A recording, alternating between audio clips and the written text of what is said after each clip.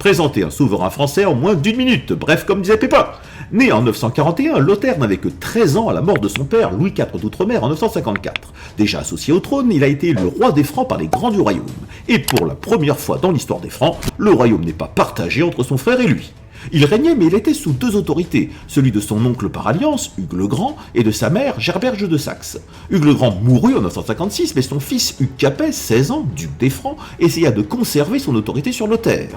En 978, l'empereur Othon II s'était révélé trop favorable aux frères de Lothaire. Notre roi des Francs entama donc une guerre. Charles, le frère Félon, fut proclamé roi des Francs à Laon. Othon II et Charles entamèrent le siège de Paris, mais ne purent conquérir la ville. En 979, Lothaire associa au trône son fils, Louis, et fit la paix avec Othon II en 980. En 985, il soupçonna l'archevêque de Reims, Adalbéron, d'être trop favorable à Hugues Capet, mais il mourut en 986 après 32 ans de règne en ayant renforcé l'autorité carolingienne. Défi réussi!